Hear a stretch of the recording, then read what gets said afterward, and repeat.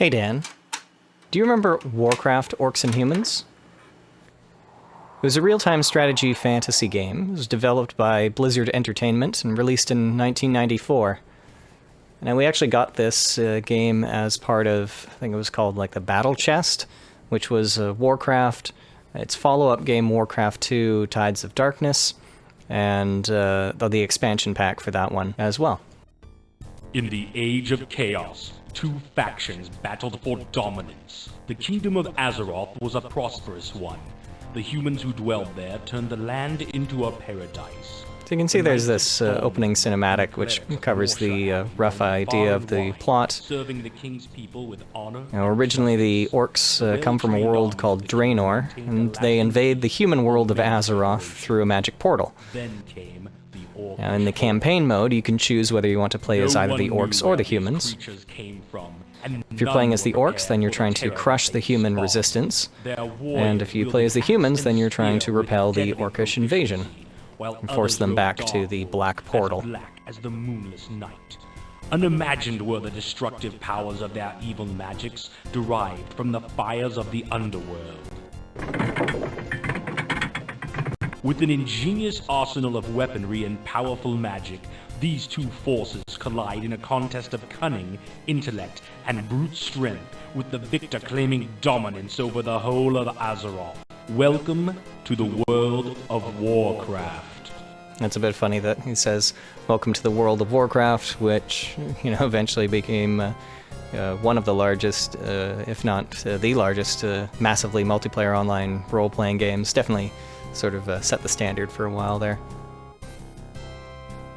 I like to start by going over the basics of how to control everything, and the best way to do that is just to create a new campaign. And since it's the first option, we're going to start with the Orc campaign. Of course, everything is fully voice acted, which is pretty cool at the time.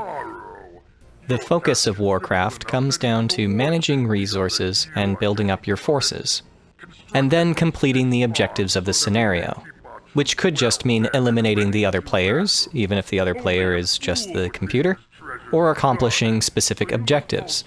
In this case, we've been tasked with building 6 farms and 1 barracks.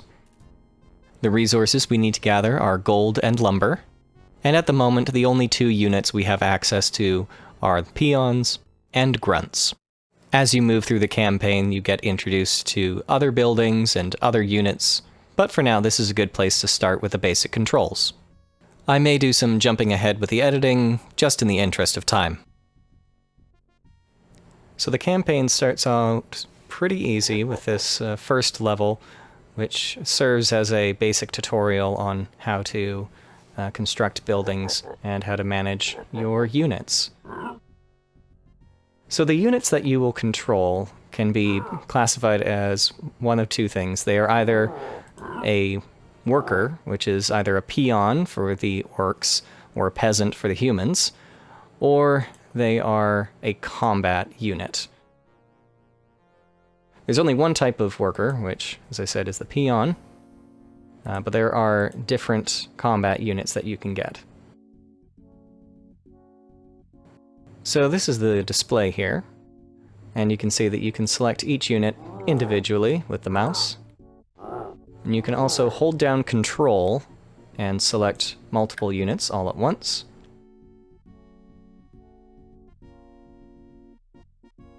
And you can give them commands to either move to a location or to stop.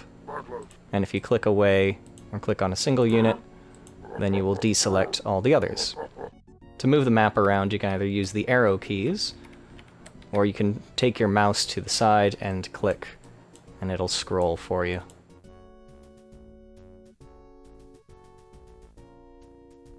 So we have our peon, and as I said, they're the worker, so they're going to do all of the actual work, but that means that we need to assign him with a task. Now, when you have just one peon selected, you can see that the options are move, stop, repair, harvest lumber or mine gold, and build a basic structure. And if you'll notice down there at the bottom of the screen, there's a letter which is highlighted in yellow, And that's the hotkey in order to give those orders a bit quickly. So instead of needing to come over here, click move, and then click on the map, you can instead simply have the unit selected, hit M, and tell them where to move. And the same with S for stop, R for repair, H for harvesting lumber, mining gold, and B for building basic structures. If I hit B, we'll see the options that we have are build a farm or build a barracks. And we're not going to do either of those just yet. Instead, we're going to move down just a little bit, and we're going to tell this peon to start harvesting lumber. You can see the mini-map in the top left is mostly black at this point, but it will reveal itself as your units explore. What we're going to do is give a few commands and tell our grunts, and these are combat units. You can see because they have an attack action, the hotkey for that is A. And we're just going to tell them to explore around a little bit. Since this is the first level, there is not much resistance that we will face. This really is just getting us used to the controls and unit management.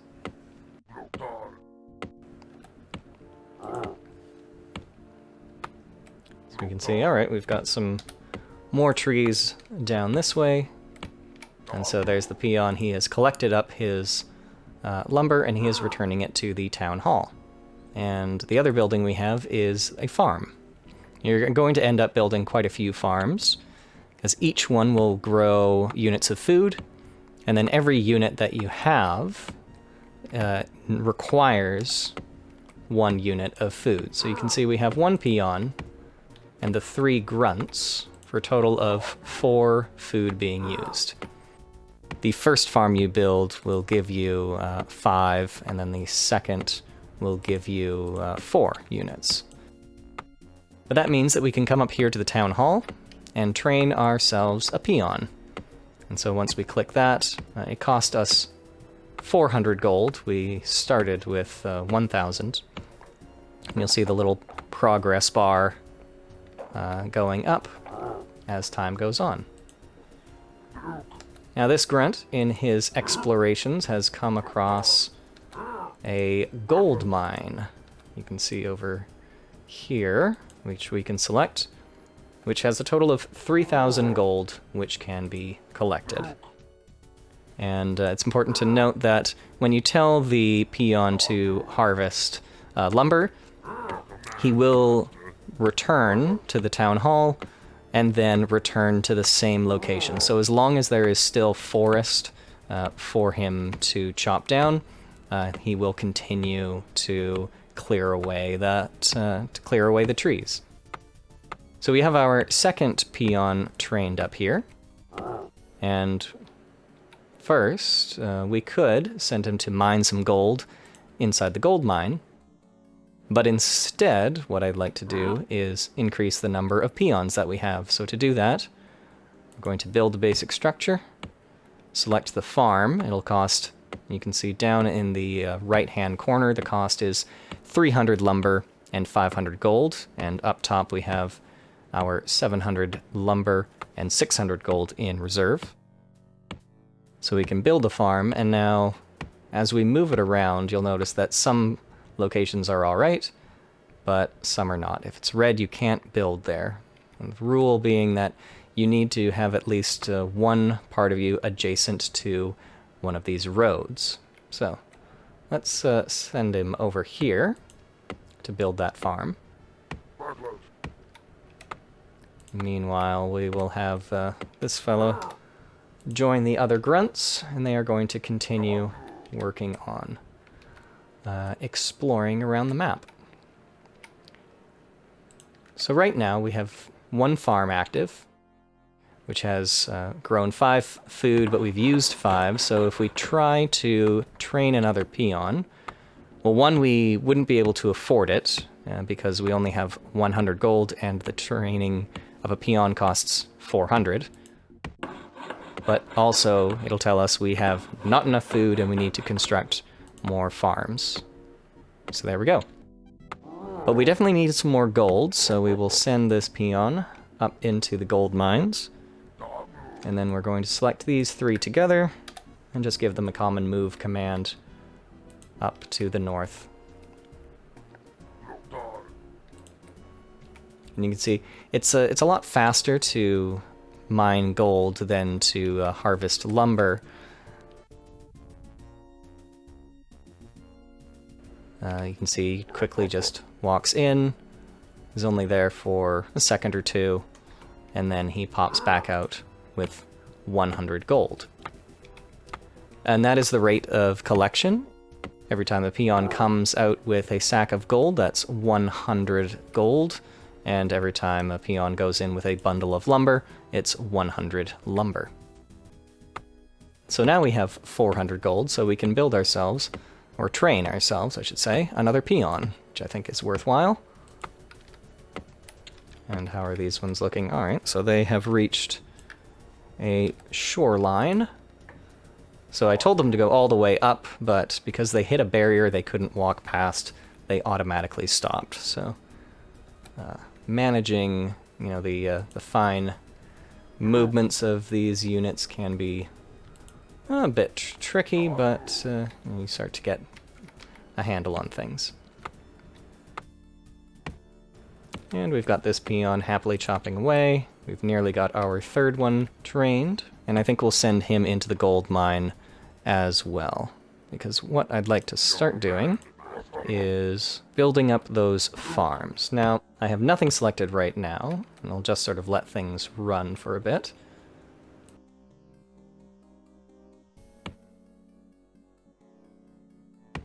Actually, we have 400 gold, 500, so I'll train another peon. But I'd also like to go into the menu for just a moment here. So when you hit the menu, it will pause the game, give you standard options. You can save where you are, load a previous stage, go into the specific options, and you can just do a hard restart on the whole mission. But going into the options here, this is something that I find very useful. I'm not great at real-time strategy games. My micromanagement isn't all that fantastic. Sometimes I find it's very useful to be able to turn down the game speed. So you can see you have normal, slow, slower, and slowest, which is definitely a snail's pace. But on the other hand, if all you're doing is sort of babysitting your units while they are either gathering resources or training or building, anything that's just sort of taking a lot of time, you can always turn up the speed so that you get through things a little bit quicker. Then of course you've got the music and sound effects controls, and this can also be a bit useful, especially within DOSBox, just being able to control how fast the mouse will move. But I find that that's fine, but might need to turn the key scroll down just a little bit. Actually, let's set those both to normal and see how those work. Alright, there we go. It's a little bit more manageable. Alright, so we're waiting on another peon, and I'm actually going to turn up the speed to show you just what that looks like. Alright, and there's everybody sort of walking around very quickly. And it's a good way to get your resources built up. Like I said, in this first level, there we are. There isn't much resistance, but you will face off, if you choose to. You can explore around and you will find some human units to fight. So we lost one grunt there. And I'm going to go back to our main base. And, there we go. So let's send this one over there. And looks like we've got all the gold that we can gather, so instead we're going to send these guys to build up the farms. There we go. And we'll continue moving these two around the map. You can see they didn't do a great job at attacking when they were being attacked. So you do sometimes need to sort of take care of the artificial intelligence. And let's see if we can find another unit for them to attack. Again, if we needed to get more gold, there's another gold mine up here which has 7,600. Significant amount. In fact, let's back here. And we're going to build up our base a little bit. So we're going to need to build a barracks and I think 2 more farms. It wants us to do 6, I believe, on this level before the mission will end. But since we have a good supply of gold and lumber, let's build ourselves a barracks. And you know what, I want to keep it in a bit of an open space, so I'm actually going to build a road there. Now I can't because there's a peon in the way. So I'm going to send him to gather lumber up here. But we'll build the road out here.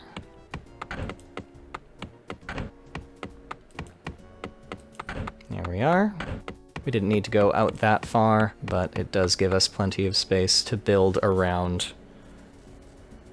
And there we go.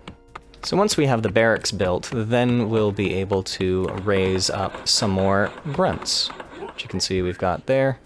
We've got 500 gold. Yeah, let's buy one more. And then this one, well, we can send him to harvest some gold. In fact, this one, let's reassign him to go and get gold. Aha! So we've got our next grunt, and we'll move him over with the others. Now, since I'd like to have a bit more control over the units in combat and a bit more reaction time, I'm going to change the game speed back down to normal.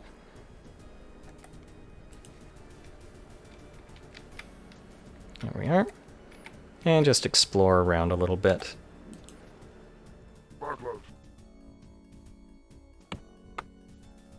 Now, in this first level, you don't have to engage in any combat. You really do just need to build those structures just to get some practice with that. And as soon as they're built, the mission will be complete. But this way you get a chance to explore around a little bit and try your hand at controlling units in combat.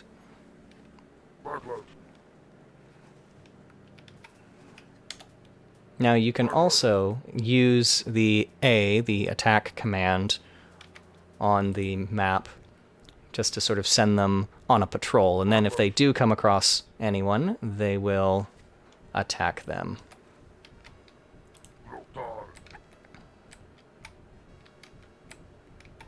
Alright, you can see these ones, it takes them a little while to walk all the way back.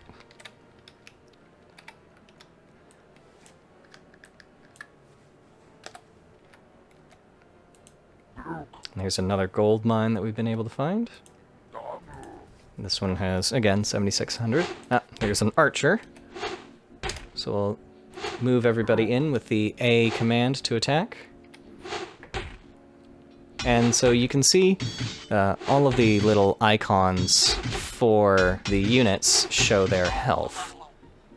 And as he's been killed, that body will stay there for just a moment and then turn into a skeleton. And eventually it will disappear, but it's important to note that there is a way to raise the dead. If you are playing on the side of the orcs, then you have access to a unit that can cast a magic spell that will create essentially a skeleton warrior to fight on your side. But only if you cast it before the skeleton disappears. Now, one thing that I will say about this game is that it has very symmetrical forces. Now, what do I mean by that? Well, it means that the orcs and the humans play very similarly to each other. They are almost identical. outside of the, the appearance and the names used for their units. In fact, the only real gameplay difference between the orcs and the humans are the magic spells that are available to them. There are 2 spellcasting units for each faction, and the spell lists for each one is different. So the 2 sides play almost identically, which means that once you've learned how to play the orcs, you pretty much know how to play the humans. Now, if you compare that to one of Blizzard's later real-time strategy games, StarCraft, which had 3 factions, the Terrans, the Protoss, and the Zerg, those 3 factions had very different play styles, which is, generally desired because it means that you can have more interesting experience and better use of tactics and response to who you're playing against and what faction you're playing as. Oh, here we go. There's another... So here's a footman, and you can see his health going down as he gets attacked. We'll try to get this one to join the fight as well. Alright, he was a bit late to the game. And also you can just click on the sort of world map instead of on the screen here for movement commands and things like that. So if we tell them to just head straight back towards the base, we'll see if they come across anything else.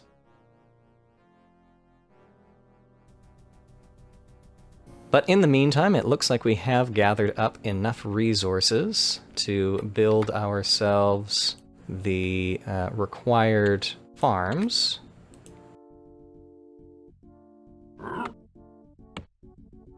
So we'll build one more, and we can get it right there on the edge, because its corner is touching onto that road.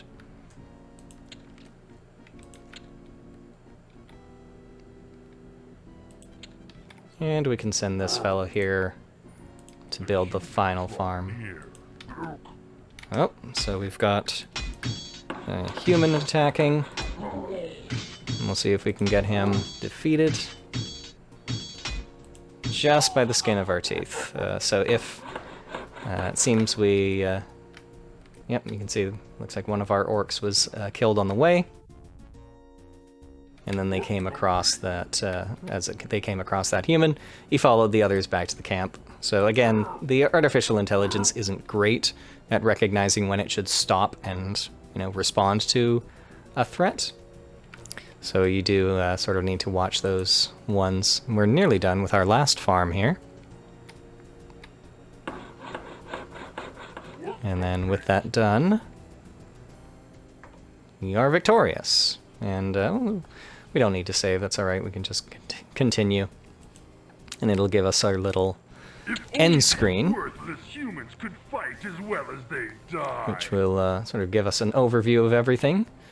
Enemy units destroyed, the units trained, structures destroyed, structures built, and then how much gold we mined and how much lumber was harvested. Then it gives you a rank and a score.